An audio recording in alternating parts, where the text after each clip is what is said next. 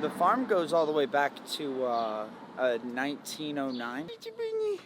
You're so cute. You have no idea what effect you have on people. Bum, bum, bum, bum. I'll put you in my room. I'll never forget that first time I was driving to L.A. and I had all my shit in my van. And I was just like, we'll see what happens. There was like a guy in a Grim Reaper costume who like slit this giant tarp open that was at the top of the roof and just blood spilled on everyone while hardstyle is just I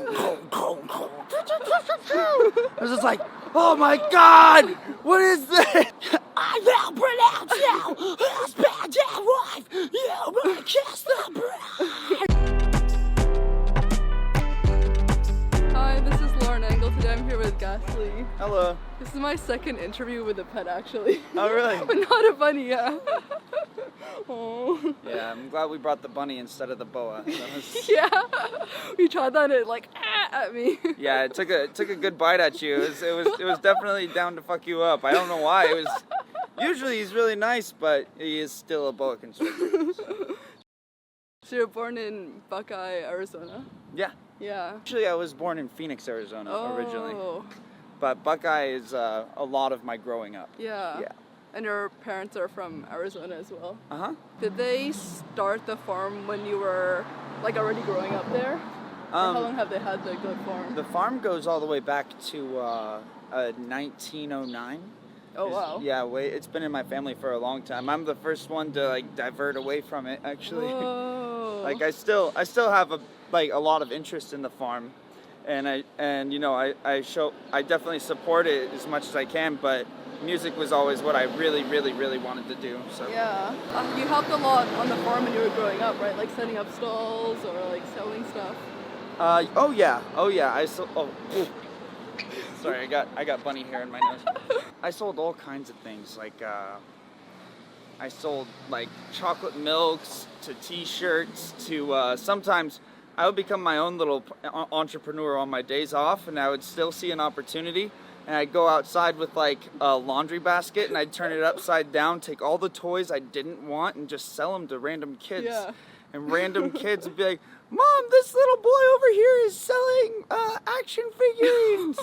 I'm like, how much? I'm like, this one's 20, this one's 30, like really jacked up prices. And the kids and the mom would just be in the moment, the kid would be in the moment. I'd make so much money those days. I was just like born to be an entrepreneur, I guess, and that's what farm life really taught me a lot of. How do you describe your parents' personalities? They're both very wild and very unique people.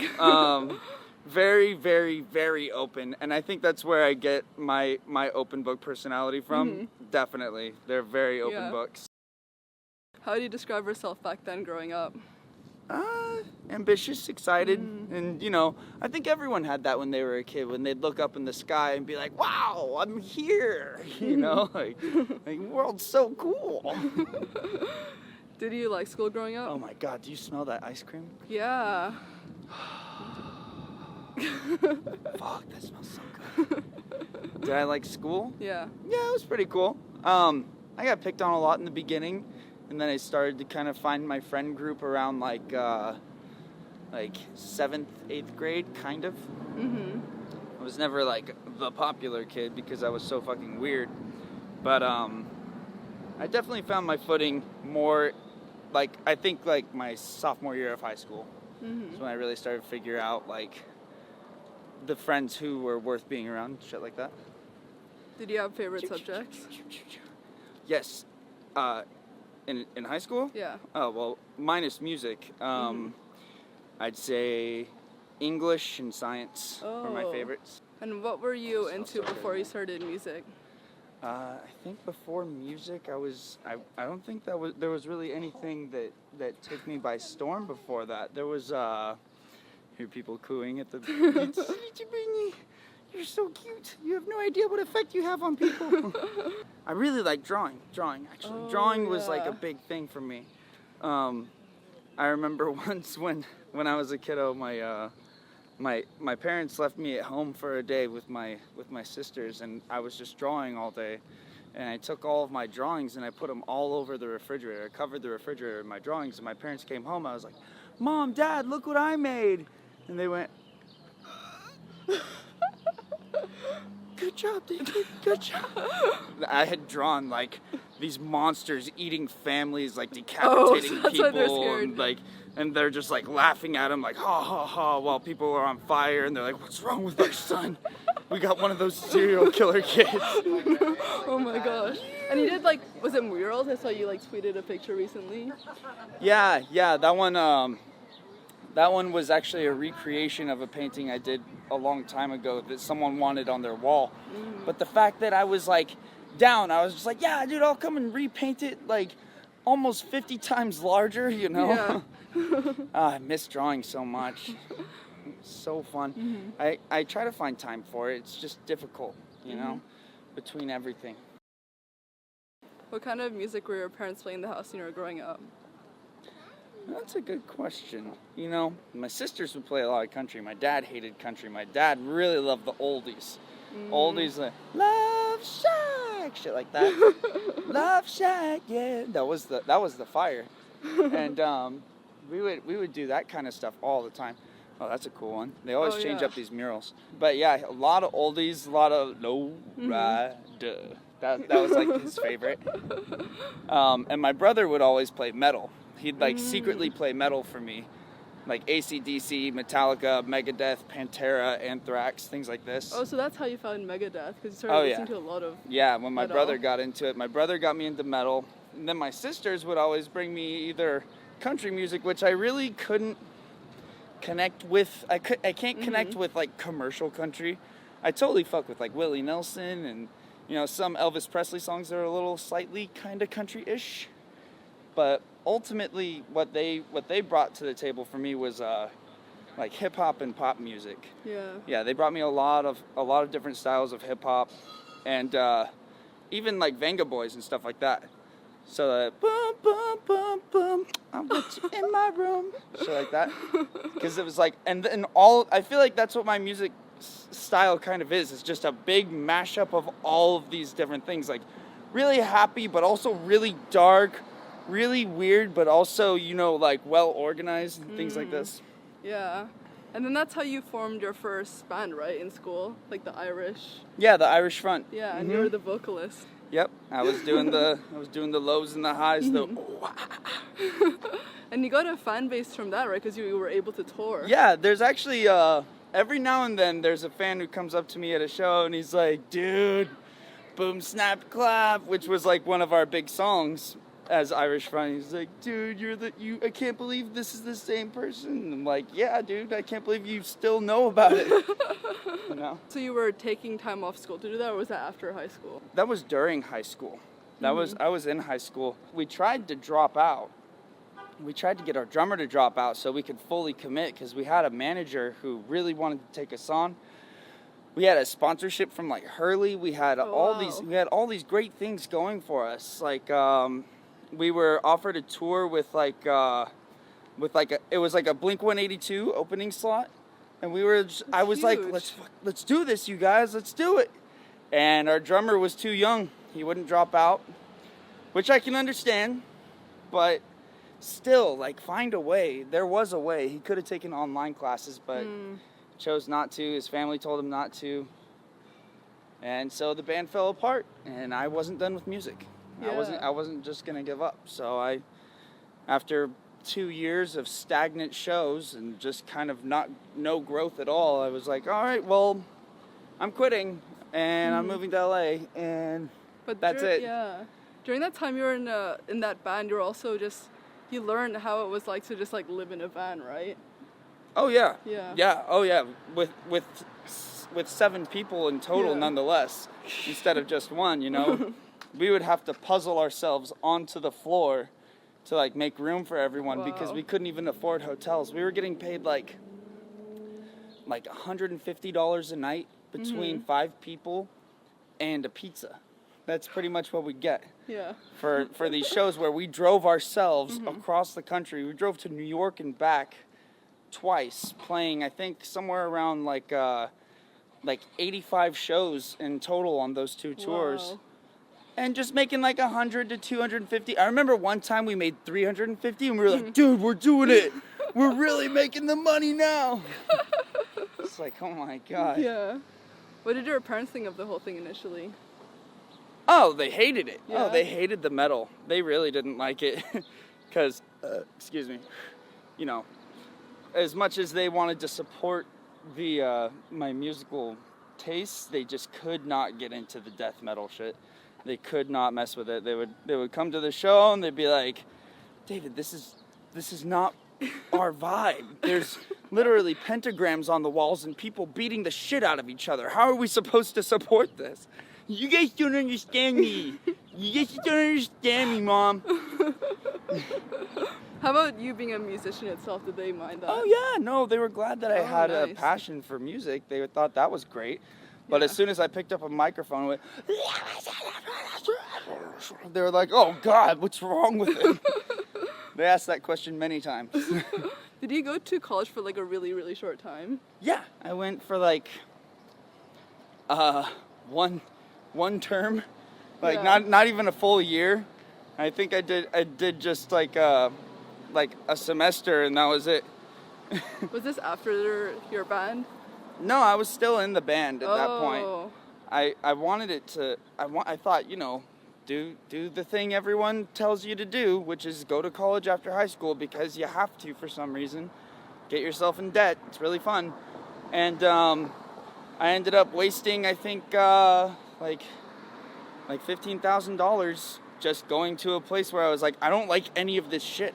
None of this inspires me. None of this makes me feel anything. Why am I learning it? And they're like, because you have to. And I'm just like, I'm pretty sure high school is the last thing that you have to do. Yeah. Everything after that is kind of you playing the game of life and figuring it out for yourself. So I did spend $15,000 learning that I did not need college. And that anything that I wanted to do for a living was probably going to be either tattooing, you know, because art, music, because however I didn't know how I was going to do it, but somehow music, or working on the family's farm.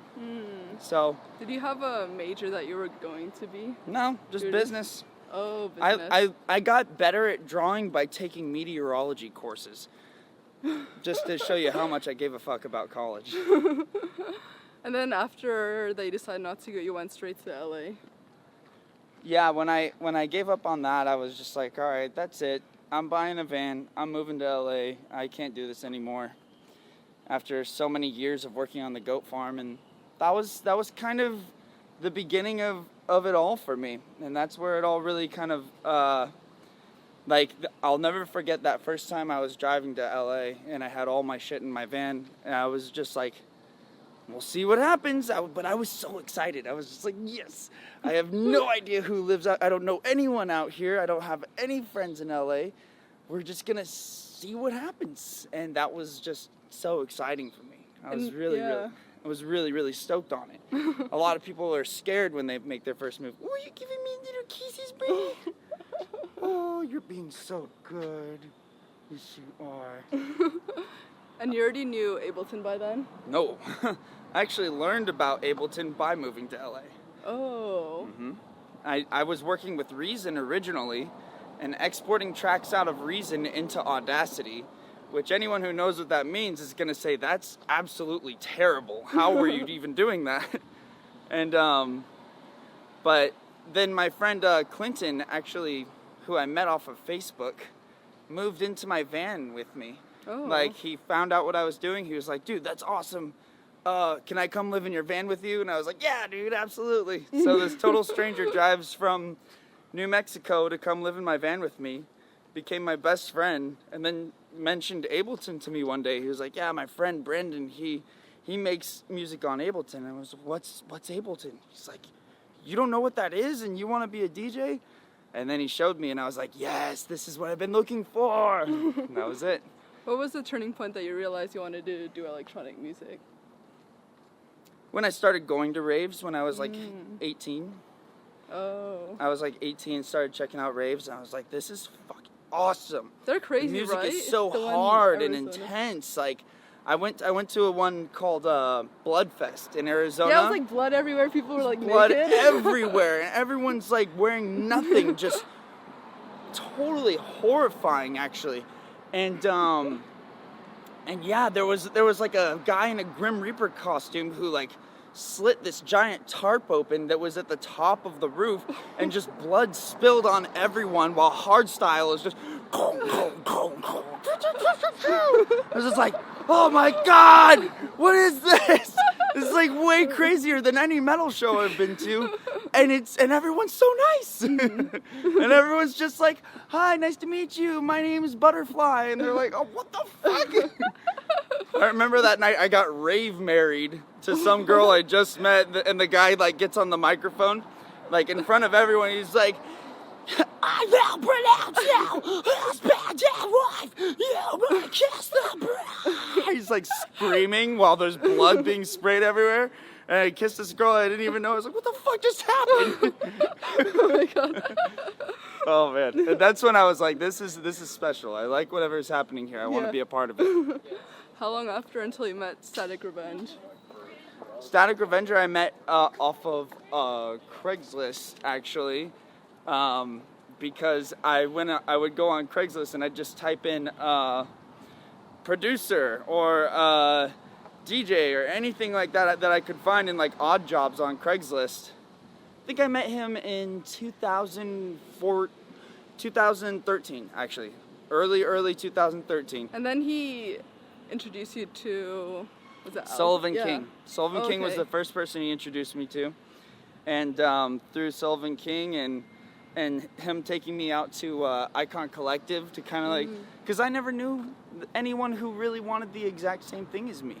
No one wanted the exact same thing as me in my friend group. All of my friends were like models and actors and producers and directors, which is fine, but you know, none of them understood like the music I'd make or the things I would say about the direction I wanted to go. You know, they'd say, their responses would typically be along the lines of like, oh, you want to be a DJ? Well, good luck. So does everyone and their mom. And it's like, wow, that's real encouraging, friend.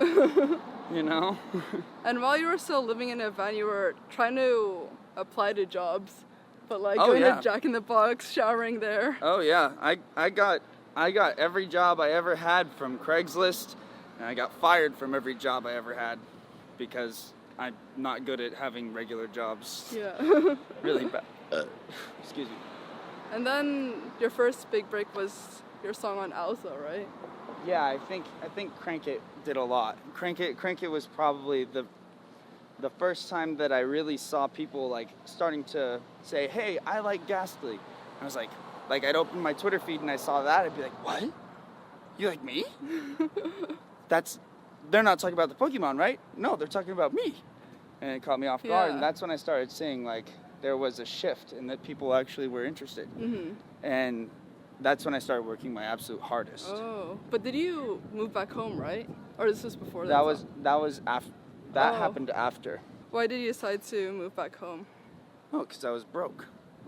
I was out of money. I was out of opportunities. I was out of energy. I was out of ambition. I was completely beat down. Yeah. I had been out here for like 3 years. So you were home, and were you just the whole time thinking about moving back to LA, or? Pretty much. Yeah. Like the whole, like as soon as I got back, and this was after 3 years of being in LA, as soon as I got back to Arizona, because I blew it, and I blew it. It was my fault. I spent all my money on partying. I did not have my focus anymore that I once did when I first got here. And then after I got back to Arizona, I decided that I was just going to give up for a little bit. For a couple of days, I was like, I should just give up. Like, fuck it. I tried. At least I gave it the shot. And I don't know, just one day, I was sitting there and I was like, that's not me. I'm not just going to give up like that. And I decided to give it one more big shot. So I saved up all my money for about 9 months and tried it again. And this time I cut out all the partying, I cut out all the BS, all the nonsense, all the fake friends, all the I need to go out to connect. Like, yes, that can help you. Going out can definitely help you find a good connection in the industry. But it's the worst mindset, because if you're going out and you're just going out to have fun and then you meet someone, that's so much different than if you go out with this kind of like hunter's mentality, like I gotta find someone in the industry, otherwise my night was a waste, you know? And it's just like that, and I just decided to completely cut that out and just focus on writing music and getting better at, you know, having that portfolio of music, because the songs you write are the weapons that you take onto the battlefield of the music industry, and you gotta make sure you make good ones. Mm-hmm. You don't want to go out there with a stick and a rock. Yeah. Did you get some jobs when you first moved here then? I worked back into restaurants, back to being a host. I think the last two I had 2 jobs. I was a server and a host. I was a host at Morton's Steakhouse, and I was a server at the Daily Grill in downtown LA. And oh man, I just really, like, I feel like if I was president, I would make sure everyone had to do at least 3 months of being a server before they graduate high school. Like, that's the last thing you have to do to, like, prepare you for the real world, because no one cares about your fucking feelings. No one cares about your opinions. You're there to do your job, get shit on by random customers all day, and then maybe you'll make minimum wage and some decent tips. And that's the reality of the world. The reality of the world doesn't give a shit about, you know, all that other nonsense. Mm-hmm. And it really toughened me up. It toughened me up a lot, because it gets you used to, you know, being treated like garbage. And sometimes that's what happens to you when you're trying to come up in an industry, in any industry, I feel like, you know, because you're new. And you want this career? Well, you're going to have to go through the throes. And that's what it really, really got me ready for. Mm-hmm. And boy, did I get treated like crap a lot. And I think, and it just comes with the territory. You got to expect it, but you take the blows and then you move forward. Mm-hmm. How did you get your music out there initially the second time? Oh, just like hanging out at Icon Collective was definitely the big part of that. Because that was the first time I got to share my music with other people who had the same goal.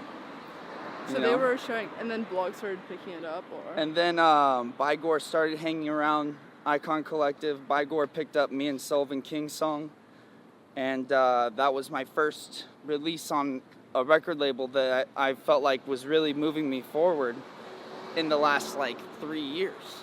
So I was really, really happy right there. And then wrote Crank It with Mija, and that one went out on OWSLA, and that one really changed things. And then at that point, I was just living on a couch. I was living on my friend's couch, just writing as many songs as I could. I couldn't have done it if he hadn't let me sleep on his couch. There's no way. Mm-hmm. If he had not let me sleep on his couch, I definitely would have had to have worked so many more day jobs that I wouldn't have written any songs during. Mm-hmm. There's no way. So it definitely changed everything. Could you elaborate? Oh, look, a Hulk magazine. Oh. How do you see that? Yeah. Aww. Thanks so much. Aww. Damn it. Oh, just the cover. Yeah. I was all stoked. Yeah. Oh, this looks like Wu-Tang. You see that? Oh, yeah. Holy shit. This paper plate looks like Wu-Tang. That's fucking crazy. This journey we have. Oh my god. The world's so fascinating. Look at the ground. Look at this garbage. Oh my god. What were the main inspirations behind your album? Oh, the inspirations behind the album were just life in general, I think. Mm-hmm. Like the whole, like anything that I experienced as a person. Oh, look, Aphex Twin. Oh, yeah. Favorite fucking producer ever right there. Aphex Twin. If you don't know Aphex Twin, you should look up Aphex Twin, because he makes everything. He makes the darkest, most fucked up beats, and he also makes the most beautiful, like awe-inspiring beats, like the happiest, the saddest, the angriest, the most fun, the funkiest. He's a savant. As a lot of people would define him, and that's what one of the things I aspire towards. He actually inspired me a lot, because he makes happy, sad, angry, fun, funky, everything, and that's what the Mystifying Oracle album kind of is. You know, there's like really pretty, really sad, really happy, really angry. You know, a lot of everything. Mm-hmm. How did you decide who to have on your album? Oh, it just would happen naturally. Mm-hmm. Like, for Crank Dat, he just hit me up one day. He's like, hey, you want to collab? And I'm like, perfect. Yes, I need some collabs for this album.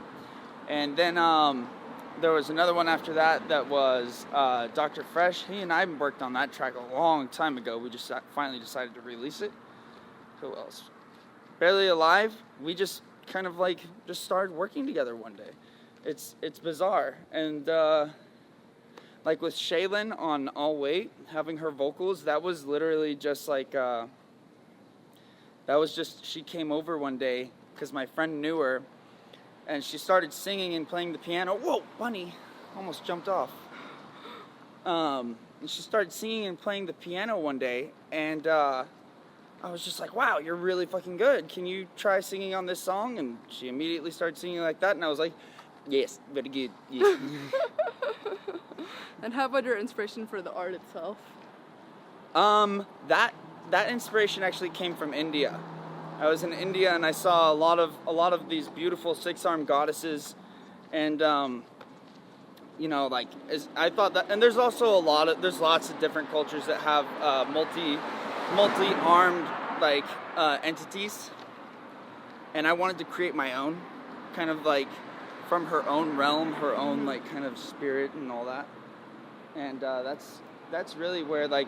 And then I wanted it to all like tie into this idea of this demon that is summoned from another realm, who's called the Mystifying Oracle. Mm-hmm. And that's really where the direction came from. Oh, and Job for a Cowboy. I really like Job for a Cowboy, and they have some really great art. And a little tiny piece of that is inspired by that. You said previously that you had imposter syndrome. Do you still feel like you have it or not? No. I think the imposter syndrome has kind of faded away at this point. Mm-hmm. Like this is my life now, yeah. But I love it. You know, I've just gotten used to it. A lot of friends will be like, "How do you do it? How do you live like that? How could you do it every day?" It's like, how do you do your job every day? You get used to it. It's at first there's like some learning curves, and there's like. You know, there's moments where you're like, what am I doing? How do I do this? Does it make any sense? Blah, blah, blah. Sorry, I keep getting bunny hair. Oh, yeah, I see it. You see it? Do I have like a little bunny mustache? Oh, I think it's gone now. Okay. Yeah. But yeah, just like that. Everything takes time, and then I just got used to it. It just became a part of me. Are you ever afraid of being so vulnerable online? Oh, yeah. I mean, that's the whole reason I would do it, was to show how many fucks I gave. Like, I would always show like the deepest, darkest parts of my personal life, from like my worst moments, you know, that happened to me like 6 years ago. I'll happily share that publicly today because it helped. I don't see any other artists really showing how they got to where they are or anything like that, and I feel like that's really important to share with the fan base, because I remember before I had my career, I would look at all these artists and be like, are they like selling their souls to Satan? Are they, you know, do they know someone? Is that how they got there? Or, you know, like, were they ever just human? And I wanted to be the opposite of that. I wanted to make sure that people knew that I was a human, that I have a past, and that I blew it many, many times in order to get where I am. It's not like I just fucking woke up and was like, oh, I got a great idea. I'll call myself GHASTLY, and I'll make this song called Crank It, and then I'll sign it with OWSLA, and there. Oh, now I'm damn. No. I wanted to just show that I was who I was, instead of who I wanted them to think I was. And then if someone wanted to say something mean to me, there's no words you can say to hurt me that I haven't experienced in real life. So I can handle mean comments on the internet. Mm-hmm. I welcome them. I just recently unblocked every single person that I had ever blocked on Twitter, because fuck it. The more I see it, the less it hurts, and the more I welcome it, the better I get at responding to it, and it's a win-win situation. Mm-hmm. How would you say you've grown as a person since you were younger? A lot. I definitely used to be way crazier. Way crazier. A lot of people think I'm crazy now. Oh boy, you have no idea. I was way more insane when I was 19. I was very, very, very, very, very crazy. I just about almost killed myself. Oh. Like, not like intentionally, but just from the decisions I'd make, like over and over and over. Just making terrible decisions on a regular basis. Yeah. But I guess I had to make all those in order to learn how to not make them. How would you say your music has changed since the early songs you made? I'd say it's matured quite a bit. I'd say it's developed more storyline, less randomness, a lot more intention, and yeah, just more mature. I'd say it's a lot more mature than it used to be. Yeah. Yeah. What does love mean to you? Depends on who I'm saying it to. If I'm saying it to my friend or my mom or my pet, those are all three very different kinds of love. But if you mean it as a general broad term, it means it's the only thing that we need, apparently, according to Mr. Lennon, Mr. John Lennon. Last question. What do you want to be remembered for? That's a tough question. I guess the typical answer would be like, I want to be remembered for my contributions to humanity and my songs and my goals and all that. But what I really want to be remembered for is how I've touched people's lives on a personal level, how I've affected people on their day-to-day basis, you know, like for all the people who listened to a song and then it changed the way they felt that day and then their day got better. I want them to remember that, you know, not like a sadness or anything, not a melancholy, not a nostalgia, but like a remembrance that things can get better no matter what, and you have to look to the people in your life and the people who inspire you in order to feel that way, you know? Yeah, I love that. Thank you so much. Yeah, absolutely.